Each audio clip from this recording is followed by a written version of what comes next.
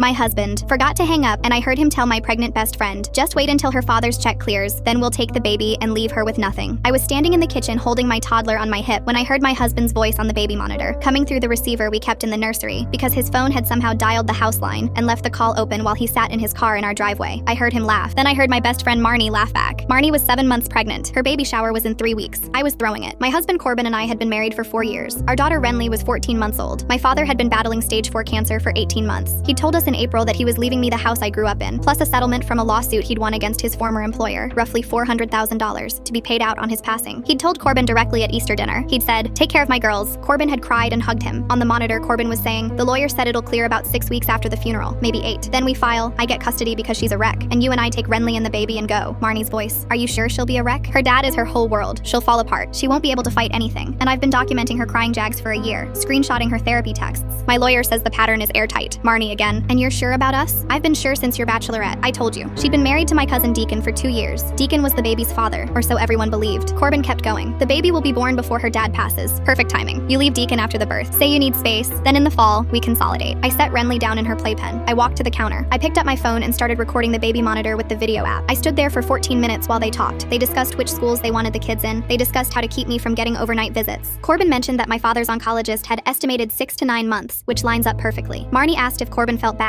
He said, "She's a good mother. That's the only part that eats at me, but she'll survive." I saved the recording to 3 different cloud drives. I emailed a copy to my sister Odalis, my father's attorney, and my own private inbox. Then I turned off the baby monitor, packed a bag for Renly, and drove to my sister's house across town. I didn't say a word to Corbin when he came inside 20 minutes later and found the house empty. I let him call me 11 times. I answered the 12th. "Where are you?" "At Odalis's. Renly has a fever." "Okay, feel better, baby." I hung up. Odalis called my father's attorney at 8 a.m. the next morning. We drove to his office at 10. He listened to the full recording twice. Then he made 3 calls. One to my father, who was well enough that week to receive the news sitting up in bed. One to a family law attorney who specialized in high-asset divorces. One to Deacon, my cousin, who drove straight from his job site to the attorney's office in his work boots. Deacon listened to the recording standing up. He didn't sit down. When it ended, he said, "The baby's mine. I know it's mine. I was there for every appointment." The attorney said, "The baby's paternity isn't the question. The question is what your wife is planning." Deacon left to file for divorce that afternoon. Marnie was served the next morning at her prenatal appointment. My father amended his will that Thursday. The house and the settlement went into an irrevocable trust with Odalis and his attorney as trustees, with Renly as the sole beneficiary. Nothing passed through me. Nothing Corbin could touch. My father died 16 days later. Corbin cried at the funeral. He held my hand at the graveside. He whispered that we'd get through this together. That night, I handed him the divorce papers and a flash drive with the recording. He read the first page. His hand started shaking. He looked up at me and his mouth opened and closed twice before he said, "It's not what you think." I said, "The lawyer wants a response by Friday." I walked upstairs to check on Renly. She was asleep with her hand under her cheek the way my father used to sleep. The baby monitor was unplugged and sitting on the changing table where I'd left it, and outside her window, the porch light was still on for a man who wasn't coming back.